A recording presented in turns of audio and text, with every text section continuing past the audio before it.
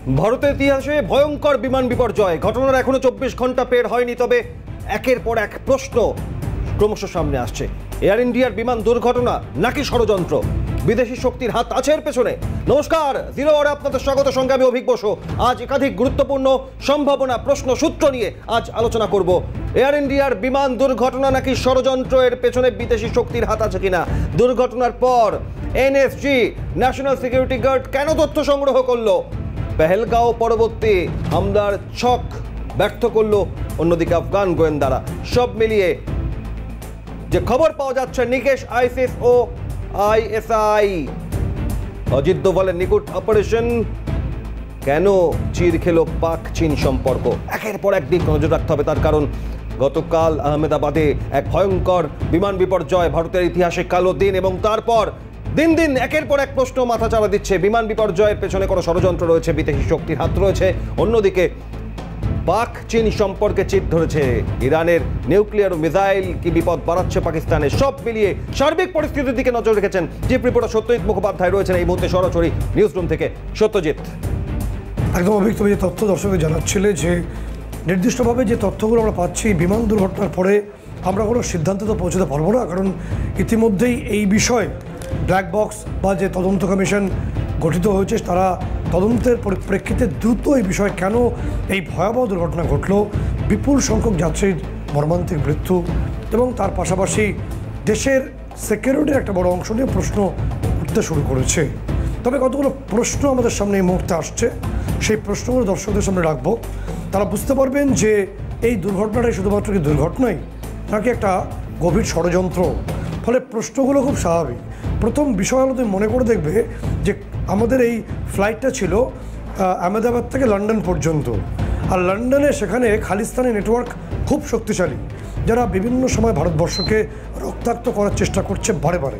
এবং খালিস্তানি নেতা পান্নু একাধিকবার হুঙ্কার দিয়ে বলেছে যে এয়ার ইন্ডিয়ার ফ্লাইট তারা হাইজ্যাক করবে, উড়িয়ে দেবে। বারে বারে পান্নু এই তথ্যগুলোকে নিয়ে এসছে। এবং তার পাশাপাশি তুমি দেখবে গতদিন যখন এই দুর্ঘটনাটি ঘটে, এই দুর্ঘটনার পরপরই সেখানে উপস্থিত হয়, পৌঁছে যায় আমাদের ভারতের খুবই সক্রিয় কমান্ডো, এনএসজির কমান্ডোরা। তারা ঘটনাস্থলে গেছিলেন, এটা আমরা বিভিন্ন সূত্র মারফত কনফার্ম করছি। আমরা এনএসজি কমান্ডোদের একটা বিষয় আছে, এই ধরনের ইন্টারন্যাশনাল ফ্লাইটের ক্ষেত্রে একজন করে এনএসজি স্কাই মার্শাল, এই পদটা বলা স্কাই মার্শাল, তিনি ফ্লাইটের সঙ্গে থাকেন, অর্থাৎ ওই ফ্লাইটের সার্বিক নিরাপত্তার জন্য। এনএসজি কমান্ডোরা গতদিনের এই ফ্লাইট যেখানে ক্র্যাশ করে সেখানে কি গেছিলেন, যে ওই ফ্লাইট যিনি স্কাই মার্শাল ছিলেন তিনি কি কোনো SOS কল বা এমার্জেন্সি কল করেছিলেন সেটা জানার জন্য তারা গেছিলেন, ব্লু প্রিন্টটা বোঝার জন্য গেছিলেন। কারণ এটা ধরে নিতে হবে এনএসজি কমান্ডো যখনই কোনো স্পট ভিজিট করে কোনো ঘটনার পরে, সেখানে সেই ঘটনার সঙ্গে হয়তো বা আমরা কোনো সিদ্ধান্তে পৌঁছচ্ছি না, হয়তো বা টেরর লিঙ্ক থাকতে পারে বা সন্ত্রাস যোগ বা নাশকতার যোগ থাকার সম্ভাবনা আছে। এবং আমরা স্ক্রিনে দেখাবো যে ব্রিটিশ গোয়েন্দা সংস্থা MI6 তারা এর আগেই এই ধরনের সতর্কবার্তা 2-1 দিন আগে তারা দিয়েছিল যে এই ধরনের ঘটনা ঘটতে পারে, এবং কানাডা যেখানে G7 সামিট হবে সেখানেও এই ধরনের ঘটনা ঘটতে পারে।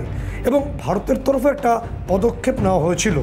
আমরা সেই ব্যুরো অফ সিভিল অ্যাভিয়েশন গত 15ই মে যেই নির্দেশিকা জারি করেছিল, তুরস্কের যে সংস্থাটি অর্থাৎ যার নাম MS সেলেবি অ্যান্ড অ্যাসোসিয়েটস, যাদের মূল কাজ ছিল আমাদের বিভিন্ন বিমানবন্দরের যে গ্রাউন্ড ওয়ার্কস বা বিভিন্ন মেনটেন্যান্সের কাজ করা, এই সংস্থাটিকে নিষিদ্ধ করে দেয়। তার কারণ এই সংস্থাটির আড়ালে তুরস্ক বিভিন্ন ধরনের গোয়েন্দা বার্তা পাচার করতে বলে অভিযোগ ছিল এবং অন্যান্য বিষয় ছিল। এবং অপারেশন সিঁদুরের সময়ও তুরস্ক বিভিন্ন ড্রোন দিয়ে পাকিস্তানকে সাহায্য করেছে। ফলে তুরস্ক ভারত বিরোধী, এটা পরিষ্কার ছবি। সেই কারণে তুরস্কের এই সংস্থা, এবং গত 2 দিন আগেই DGCA থেকে নির্দিষ্টভাবে বলবো যে আমাদের ভারতবর্ষের 6টি এয়ারপোর্টে তুরস্কের যে এয়ারলাইন্স তাকে সতর্ক করা হয়েছিল। তার পরপরই এই দুর্ঘটনাটি ঘটল মারাত্মকভাবে। এবং তুমি দেখবে যে যদি কানাডার প্রধানমন্ত্রীর আবেদনে সাড়া দিয়ে আমাদের প্রধানমন্ত্রী নরেন্দ্র মোদী তিনি কানাডায় G সামিট সম্মেলনে যোগ দেন, তাহলে সেই সম্মেলনে যোগ দেওয়ার আগে আরও একটা পরিকল্পনা ভারতের আছে। সেটা কী পরিকল্পনা? সেই পরিকল্পনাটি হলো যে আমাদের তরফে প্রধানমন্ত্রী নরেন্দ্র মোদী তিনি এই জি সামিট বৈঠকে যোগ দেওয়ার আগে সাইপ্রাস যাবেন। সাইপ্রাস হলো এমন একটা দেশ যেটা ভীষণভাবে তুরস্ক বিরোধী, এবং উত্তর সাইপ্রাস ইতিমধ্যেই তুরস্ক দখল করে রেখেছে। এবং সাইপ্রাসের পাশে রয়েছে গ্রিস, যারা গ্রিস কিন্তু ইতিমধ্যে সাইপ্রাসকে সাপোর্ট করেছে। প্রধানমন্ত্রী নরেন্দ্র মোদী তিনি সাইপ্রাস ভিজিট করবেন, তারপর কানাডায় যাবেন। এবং পাশাপাশি গ্রিসের যে আবেদন আমাদের কাছে রয়েছে, তারা ব্রহ্মোস চেয়েছে, সম্ভবত আমরা ব্রহ্মোস তাদেরকে দেব। এবং এই যে সাইপ্রাস, গ্রিস এবং পাশে ফ্রান্সের সঙ্গে আমাদের সম্পর্ক অত্যন্ত মধুর, এই দেশগুলোতে আমাদের ক্লোজ নেটওয়ার্ক তৈরি হবে অতি দ্রুত। এবং তুরস্ককে ঘিরে দেওয়ার একটা পরিকল্পনা আমাদের হয়তো আছে, সেটা ধীরে ধীরে পরিষ্কার হবে। তার পাশাপাশি গুরুত্বপূর্ণ বিষয় যেটা গত রাত থেকে ডেভেলপ করেছে, যে ইরানের নিউক্লিয়ার যে তারা মোটামুটিভাবে তাদের যে পরমাণু পরীক্ষা করেছে সফলভাবে, দুদিন আগেই করেছে, সেটা তারা অ্যানাউন্স করেছিল। সেই অ্যানাউন্স করার পরেই মার্কিন যুক্তরাষ্ট্র প্রথম থেকেই বলছে যে ইরান এটা করবে না, এবং তার কারণও অনেক ভেতরে একটা গল্প রয়েছে। তার কারণ হচ্ছে ইরানের এই যে পরমাণু পরীক্ষা, তা ইতিমধ্যেই সিঁদুরে মেঘ দেখতে শুরু করেছে বিভিন্ন বৃহৎ রাষ্ট্রগুলো। তার কারণ ইরানের হাতে যে পরমাণুর যে পরীক্ষাটা করেছে, তার ফলে 9টি পরমাণু বোমা তাদের হাতে এই মুহূর্তে এসে গেছে। এবং তার পরিপ্রেক্ষিতে খুব পরিষ্কারভাবে বলছি যে ইসরায়েল প্রথম থেকে ইরানের সঙ্গে তাদের রয়েছে একটা ভীষণ কনফ্লিক্ট আছে। ইসরায়েল এয়ার স্ট্রাইক করেছে, এবং ইসরায়েল এয়ার স্ট্রাইক করেছে কোথায়? ইসরায়েল এয়ার স্ট্রাইক করেছে ইরানের নাতনাস, এটা ওখানকার পরমাণু যে শক্তি সম্বলিত একটা অংশ। এবং একই সঙ্গে ইসরায়েলের যে এয়ার স্ট্রাইক, তার পরিপ্রেক্ষিতে ইরানের যে প্রধান, ওদের যে ইসলামিক রেভলিউশনারি গার্ড যেটা আছে, নির্দিষ্টভাবে আইআরজিসির যিনি প্রধান সেনাপ্রধান গোলাম সালামির মৃত্যু হয়েছে, হোসেন গোলাম সালামি, এবং একই সঙ্গে গোলাম আল রশিদি প্রথমজন সেনাপ্রধান, পরেরজন তাদের স্ট্র্যাটেজিস্ট। এবং একই সঙ্গে ডক্টর তেরেনচি, তিনি হচ্ছেন সেখানকার অন্যতম নিউক্লিয়ার সায়েন্টিস্ট বলে মনে করা হয়। ফলে এই তিনজনকে নিকেশ করেছেন ইসরায়েলের এয়ার স্ট্রাইক। তার পাশাপাশি গুরুত্বপূর্ণ বিষয় হলো যে একটা বড় ঘটনা ঘটেছে ইসরায়েলের প্রসঙ্গে, তো আমরা অবশ্যই আসছি যে এয়ার স্ট্রাইক করেছে, এবং ইতিমধ্যেই ইরান তাদের যে সমৃদ্ধ ড্রোন ভাণ্ডার আছে, সেই 100টি ড্রোন ইতিমধ্যে ইসরায়েলের দিকে ক্ষেপণ করেছে। ফলে মধ্যপ্রাচ্যের এই অংশটি তো বড় হচ্ছে, জটিল হচ্ছে, যুদ্ধ পরিস্থিতি আরও জটিল হবে। তার পাশাপাশি কাবুলে একটা ঘটনা ঘটেছে। কাবুলের ঘটনাটাকে যদি আমরা না দেখি, তাহলে গোটা পরিস্থিতি বোঝা যাবে না। কাবুলে দুদিন আগেই সেখানকার যে আফগান গোয়েন্দা সংস্থা আছে, আমরা ছবিতে দেখাবো স্ক্রিনে, জিডিআই, এই জিডিআই মূলত অজিত ডোভালের হাত ধরেই তৈরি একটি গোয়েন্দা সংস্থা। এবং সেই সময়কার যিনি অর্থাৎ আফগান এনএসএ ছিলেন আমরুল্লাহ সালেহ, এই আমরুল্লাহ সালেহর নেতৃত্বেই এই জিডিআইটা ফর্ম হয়েছিল। এই জিডিআই দুদিন আগেই কাবুলের, নির্দিষ্টভাবে বলবো তোমাকে যে সেখানকার PD-15 বলে একটা এরিয়া আছে, এটা কাবুল এয়ারপোর্টের ঠিক সংলগ্ন অংশ বলা হয়। এই PD-15 অংশে একটা অপারেশন চালায়। সেই অপারেশন চালিয়ে সেখানে আইসিস জঙ্গিদের প্রশিক্ষণ দিচ্ছিল ISI, অর্থাৎ পাকিস্তানের গোয়েন্দা সংস্থা ISI। লক্ষ্যটা কী ছিল? লক্ষ্যটা ছিল পেহেলগাঁও 2, অর্থাৎ ঠিক পেহেলগাঁওয়ের ধাঁচে সেখানে একটা প্রশিক্ষণ দেওয়া হচ্ছিল, যে একই ধাঁচে আবারও ভারতে বা কাশ্মীরে বা যে কোনো অংশে তারা অনুপ্রবেশ করে তারা সেই ধরনের একটা নারকীয় হত্যাকাণ্ড চালাতে পারে। এটা আমাদের তথ্য আসার পরেই নির্দিষ্টভাবে আবারও বলছি যে সেখানকার জিডিআই আফগান গোয়েন্দা সংস্থা, তারা অপারেশন চালায়, এবং আইএসআই যারা হ্যান্ডলার ছিল তাদেরকে নিকেশ করে দেওয়া হয় ঘটনাস্থলেই। আইসিস জঙ্গিদের নিকেশ করা হয়েছে, এবং মনে করা হচ্ছে যে কাবুলে এটা কিস্তিমাত করেছে। অনেকেই বলছেন ডোভালের কৌশল, সেটা কতটা কৌশল, কতটা পরিকল্পনা, যেটা পরবর্তী সময় আরও পরিষ্কার হয়ে যাবে। একই সঙ্গে যেটা গুরুত্বপূর্ণ বিষয়, যে ইরানের ওপর ইসরায়েলের আক্রমণ এবং ইরানের প্রত্যাঘাতের যে পর্ব শুরু হচ্ছে, তার কারণ ইরান একদম তাদের যে ড্রোনসগুলো আছে, 100টি ড্রোনস ইতিমধ্যে ইসরায়েল থেকে পাঠিয়েছে। একই সঙ্গে ইরানের যে পরমাণু অস্ত্র এবং তাদের লম্বা রেঞ্জের যে ক্ষেপণাস্ত্রগুলো আছে, যে নাম আমরা বলবো শাহিদ 2, এই শাহিদ 2 হচ্ছে প্রায় 4000 কিলোমিটার পর্যন্ত রেঞ্জের একটা ক্ষেপণাস্ত্র। এছাড়াও প্রচুর ক্ষেপণাস্ত্র তাদের হাতে আছে। এগুলো কি পাকিস্তানের বিপদ বাড়াচ্ছে? অনেক বিশেষজ্ঞ তেমনটাই মনে করছেন। কারণ আমি তোমাকে বলবো যে আমেরিকা ইরানের হাতে যে মুহূর্তে ক্ষেপণাস্ত্র পরমাণু অস্ত্র চলে এসছে, সেই মুহূর্তে আমেরিকা সিঁদুরে মেঘ দেখা শুরু করছে বলে একটা বড় অংশ মনে করছে। কারণ পশ্চিম এশিয়ার ছবি যদি আমরা দেখি, তাহলে ইরানের দক্ষিণ দিক যেটা, অর্থাৎ হরমুজ প্রণালী ঠিক পরের থেকে সেখানে দুবাই, কাতার বা অন্যান্য যে দেশগুলো আছে, ওমান, এই সমস্ত দেশে আমেরিকার এয়ারবেস রয়েছে এবং এগুলোকে ইতিমধ্যে অ্যাক্টিভ করা হয়েছে। ইরাকে পৌঁছেছেন আমেরিকার যিনি ফরেন সেক্রেটারি মার্কো রুবিও, এবং সেখান থেকে তিনি বাগদাদ থেকে সমস্ত মার্কিন কূটনীতিবিদদের তিনি ইমিডিয়েটলি সেখানে ছেড়ে চলে যাওয়ার নির্দেশ দিয়েছেন। অর্থাৎ একটা বড়সড় যুদ্ধের আশঙ্কা করছে আমেরিকা। এবং একই সঙ্গে আমরা যে তথ্য জানিয়েছিলাম যে বিভিন্ন যে এয়ারবেসগুলো রয়েছে পাকিস্তানের, নূর খান এয়ারবেস, সারগোদা এয়ারবেস, সেখানে গিয়ে নির্দিষ্টভাবে এই আমেরিকার যে ইউএস এয়ারফোর্স তারা ঘাঁটি ঘাটছে। এবং যে তথ্য আমাদের কাছে এসছে যে কোয়েটা এবং খাইবার পাখতুনখোয়াতেও মার্কিন যে এয়ারবেস তৈরি হয়ে গেছে এবং সেখানে তারা বিভিন্ন ফ্লাইটগুলো বা এয়ারক্রাফট জেটগুলো তারা সেখানে পৌঁছচ্ছে। এবার যে বিষয়টা হবে যে আমেরিকা ইরানকে ঘিরতে চাইছে। ইসরায়েল প্রথম থেকেই ইরানের বিরুদ্ধে তাদের বিভিন্ন বিষয় রয়েছে, ইসরায়েল সেই মতো অ্যাকশন নেয় বিভিন্ন সময়, কিন্তু মার্কিন যুক্তরাষ্ট্রের পলিসি একটু অন্যরকম। তারা তাদের যে পশ্চিম এশিয়ার বিভিন্ন বন্ধু রাষ্ট্রকে সেখানে সামরিক যে ঘাঁটিগুলোকে অ্যাক্টিভ করে দিয়েছে এবং পাকিস্তান থেকেও তারা এই ইরানের দিকে বিভিন্ন ক্ষেপণাস্ত্র নিক্ষেপ করবে এবং এয়ার স্ট্রাইক করবে। এই পরিকল্পনার জন্যই বোধহয় সম্ভবত আসিম মুনির পাক সেনাপ্রধানকে আমেরিকায় তলব করা হয়েছে, তাকে ব্যাপারটা বুঝিয়ে বলার জন্য। শুধু এখান থেকে একটা বিষয় বোঝার চেষ্টা করি যে এই গতকাল ইসরায়েলের এই গভীর রাতে যে হামলা ইরানে তেহরান সহ বিভিন্ন জায়গায়, সেখানে আমেরিকা সরাসরি স্পষ্ট করেছে যে আমেরিকার এই হামলায় কোনো হাত নেই, কোনো যোগ নেই, অর্থাৎ একটা ক্লিন চিট নিজেরাই নিয়ে নিচ্ছে। তার কারণ একদিকে যখন পরমাণু শক্তিধর এই দেশ, দুই দেশই, সেখানে ইরান আরও শক্তিধর হয়ে ওঠার পরিপ্রেক্ষিতে পাল্টা প্রত্যাঘাত যে ইসরায়েলের ওপর করবে এ ব্যাপারে প্রায় নিশ্চিত। ইসরায়েল রাষ্ট্রপ্রধান নেতানিয়াহু তিনিও জানিয়ে দিয়েছেন যে আমরা প্রত্যাঘাত প্রতিহত করার জন্য প্রস্তুত।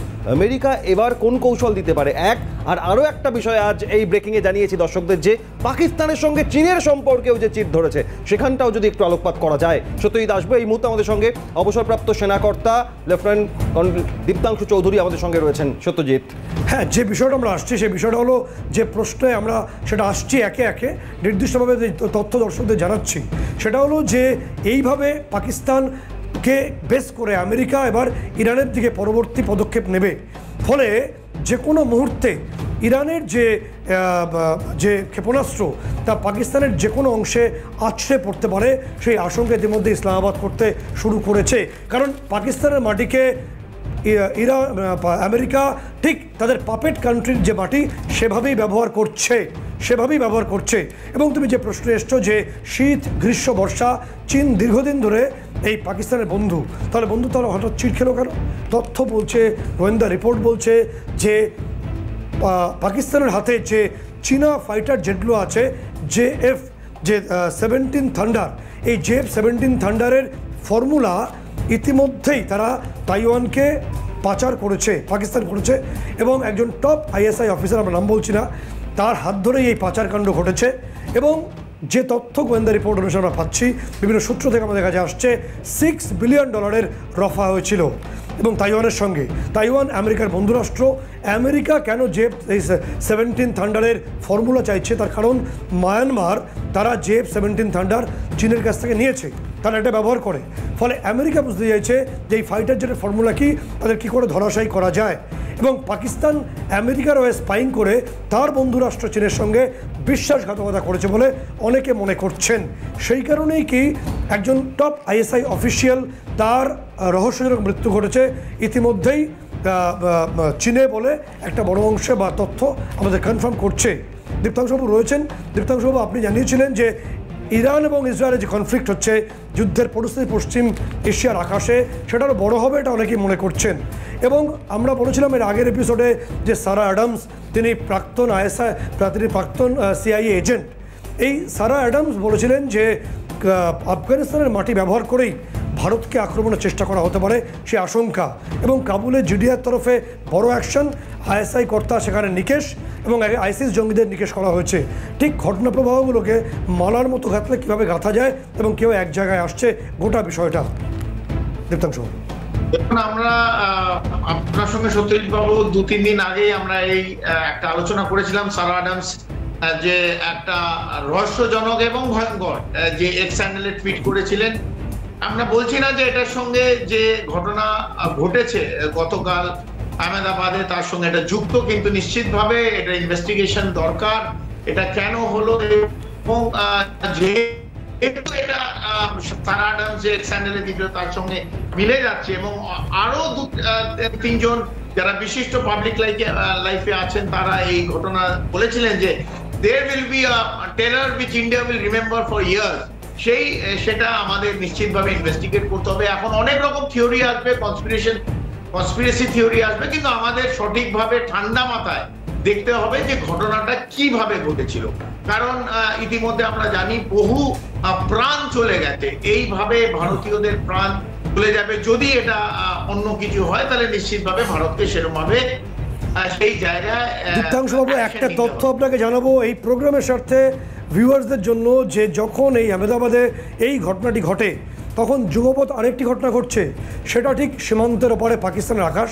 আমরা স্ক্রিনে ছবিটা রাখছি, সেখানে দেখা যাচ্ছে যখন এই দুর্ঘটনাটি ঘটে আহমেদাবাদের এই নারকীয় দুর্ঘটনা, মর্মান্তিক দুর্ঘটনা, তখন পাকিস্তানের আকাশে নির্দিষ্টভাবে সেখানে পাকিস্তান এয়ারফোর্স, সেই এয়ারফোর্সের যে ফাইটার, সেই ফাইটার সেখানে উঠছিল এবং নির্দিষ্টভাবে অক্স প্লেন অর্থাৎ এবং ড্রোনস সেখানে ব্যাপকভাবে উঠছিল। তাহলে কি কোনো একটা পরিকল্পনা ছিল? কারণ এই যে এয়ার ইন্ডিয়ার যে বিমানটি, এটি সিন্ধের ওপর দিয়ে অর্থাৎ পাক এয়ার স্পেস ব্যবহার করেই এটা ইউরোপের উদ্দেশ্যে উড়ে যাচ্ছিল। তাহলে কি কোথাও একটা পরিকল্পনা আগে থেকেই ছিল? দীপ্তাংশু, দেখুন, যেহেতু এটা দেখা যাচ্ছে এটাকে উড়িয়ে দেওয়া যায় না, তবে এটাকে নিশ্চিতভাবে অ্যানালিসিস করে আর যা হিউম্যান ইন্টেলিজেন্স এবং স্পেস রিসার্চের আমাদের ফটোগ্রাফ আছে তার সঙ্গে মিলিয়ে দেখতে হবে যে এই তথ্যটা কতটা গুরুত্বপূর্ণ, এটা আমাদের দেখতে হবে। এক, দ্বিতীয়ত যে বিষয়ে আমরা আলোচনা করছিলাম, মধ্য এশিয়ায় যা ঘটনা ঘটেছে আজ ভোর রাত্রি 3:30টার সময় অপারেশন রাইজিং লায়ন, যেটা ইসরায়েল নাম দিয়েছে। তবে ইসরায়েলের যে রেজিলেন্স আমরা জানতাম এবং ইউএন চার্টার, আমি একটা আপনার দর্শকদের জানাতে চাই, ইউএন চার্টার আর্টিকেল 2.4, আমি এটা আজকে দেখছিলাম সকালে, সেখানে লেখা আছে use of force is prohibited unless in self defence against an armed attack. এখানে কিন্তু ইসরায়েলের তরফ থেকে অথবা ইরানের তরফ থেকে কোনো আর্মড অ্যাটাক টুয়ার্ডস ইসরায়েল হয়নি। এটা প্রিজাম্পশন যে এনরিচমেন্ট অফ ইউরেনিয়াম করছিল এবং 9টা থেকে 10টা অ্যাটম বম বানাবে বলে এরকম একটা কথা তথ্য শোনা যাচ্ছিল। এবং আইএইএ একটা তাদের বোর্ড অফ গভর্নার্স লাস্ট উইকে একটা রিপোর্ট দিয়েছে যেখানে বলছে যে ইরান সমস্ত তথ্য ফেল করেছে এবং এনরিচমেন্ট অফ ইউরেনিয়াম এবং অ্যাটমিক বোম তৈরি করার দিকে এগিয়ে যাচ্ছে। সেইখানে ইসরায়েল নিজেদের ডিটারেন্সের জন্য, নিজেদের রাষ্ট্রকে বাঁচাবার জন্য যে এই আজকে ভোর রাত্রিরে যে অ্যাটাক করলো এবং নাতানস, ইতিমধ্যে আমরা জানি যে যেখানে ইউরেনিয়াম এনরিচমেন্ট হচ্ছিল, নাতানস বলে যে ইরানের ইউরেনিয়াম এনরিচমেন্ট জায়গা, সেটা অলরেডি ধ্বংস করে দিয়েছে। একেবারে, এবং এই পরিস্থিতিতে দীপ্তাংশু সঙ্গে থাকুন প্লিজ, এবং আমরা আসবো ফিরে এলাম জিরোর। এবং যেদিকে নজর রয়েছে, একদিকে আহমেদাবাদ বিমানবন্দরে এক ভয়ঙ্কর বিমান বিপর্যয়, কিন্তু তার পাশাপাশি আরও এক নজর ইসরায়েলের তেহরানের ওপর হামলা, ইরানের ওপর হামলা, ইরানের নিউক্লিয়ার ও মিসাইলকে এবার বিপদ বাড়াচ্ছে পাকিস্তানের। একের পর এক বিষয় আজ উঠে আসছে জিরোয়ারে। সরাসরি রয়েছেন চিফ রিপোর্টার সত্যেন মুখোপাধ্যায়, একই সঙ্গে অবসরপ্রাপ্ত সেনাকর্তা কর্নেল দীপ্তাংশু চৌধুরী। সত্যজিৎ, দীপ্তাংশু, যে প্রশ্নটা আমরা রাখার চেষ্টা করব সেটা হলো গিয়ে যে এখানে আমেরিকা মুখে যাই বলুক, এখানে ইরানকে ঘেরার যে পরিকল্পনা আমেরিকা বহু আগে থেকেই করেছে, তাদের 7th ফ্লিট ইতিমধ্যে আরব সাগরে রয়েছে। তারা তো মুখে বললে হবে না, ঘটনাক্রম আমাদের দেখতে হবে। একই সঙ্গে বন্ধুরাষ্ট্র ইসরায়েল, আপনি যে চুক্তির কথা বলছিলেন, যে তথ্যের কথা বলছিলেন, একদমই ঠিক, তারাও নির্দিষ্টভাবে সেখানে এয়ার স্ট্রাইক করেছে। ফলে ইরান পাল্টা আক্রমণে গেছে, তারা ড্রোন হামলা ইতিমধ্যেই চালানোর চেষ্টা করেছে। পাকিস্তানকে বেস করে যদি আমেরিকা ইরানকে আক্রমণের চেষ্টা করে, তাহলে ইরানের পরবর্তী লক্ষ্য তো পাকিস্তানের কোয়েটা, খাইবার পাখতুনখোয়া বা তাদের করাচি হতে পারে। সেই সম্ভাবনা কতটা তীব্র হচ্ছে? একদম আপনি সঠিকভাবে বলছেন। দেখুন, এখন এটা দেখতে হবে যেভাবে অ্যাটাক করলো, উইথ অ্যান প্রিএমটিভ অ্যাটাক যেটা করলো ইসরায়েল, আমার মনে হয় ইরান ইতিমধ্যে আপনি জানেন 300 থেকে 400 ড্রোনের মাধ্যম এবং মিসাইলের মাধ্যম দিয়ে ইসরায়েলকে অ্যাটাক করেছে, এবং ইসরায়েলের যেহেতু iron dome air defence system is extremely strong, সেটা কতটা এফেক্ট হবে দেখতে হবে। কিন্তু এখানে একটা বড় কিন্তু আছে, ইরানের তরফ থেকে কমপ্লিটলি খুব স্পষ্টভাবে বলা হয়েছে যে ইসরায়েল এবং মার্কিন যুক্তরাষ্ট্র ইউএস এর অফিসিয়াল যেখানে যেখানে থাকবে অথবা তার ইউএস এর অ্যাসেট মধ্য এশিয়ার যেখানে যেখানে থাকবে সেখানে ইরান অ্যাটাক করবে। এবং আমরা ইতিমধ্যে জানি যখন এই নূর খান বেসে অ্যাটাক হয়েছিল, আমরা প্রশ্নচিহ্ন এই আপনার চ্যানেলের মাধ্যম দিয়ে আমরা রেখেছিলাম যে নূর খান বেসে অ্যাসেটটা কাদের F-16 ওখানে আছে, কাদের নিউক ফাইল এই বিভিন্ন কিনারা হিলস অথবা নূর খান বেসের আশেপাশে রাখা হয়েছিল এইভাবে, এবং মার্কিন যুক্তরাষ্ট্রের সামরিক বাহিনী কেন ওটাকে ঘিরে রেখেছে, এই প্রশ্নচিহ্ন আমরা উঠিয়ে দিয়েছিলাম, কারণ আমরা পরিষ্কারভাবে অন্য রাষ্ট্রের সামনে কিছু বলতে চাইনি। তবে আজকে আপনি যেটা জিজ্ঞেস করছেন এটা একবারে পরিষ্কার যে যদি এটা এগিয়ে যায় এটা নিশ্চিতভাবে বাড়বে, আর এটা একদিন দুদিনের নয় সত্যজিৎ বাবু, এটা আরো বড় হবে, বৃহৎ হবে, এবং মধ্য এশিয়া আমরা কিন্তু দেখতে পাবো এর একটা এফেক্ট হচ্ছে। দীপ্তাংশু বাবু, ইতিমধ্যে ইরান যে তথ্য আসছে, ইরান ইতিমধ্যেই রাশিয়ার কাছে সুখোই 35 চেয়েছে, রাশিয়া সেই প্রস্তাব মেনে নিয়েছে, ইরানের হাতে আসছে নতুন ফাইটার জেট সুখোই 35।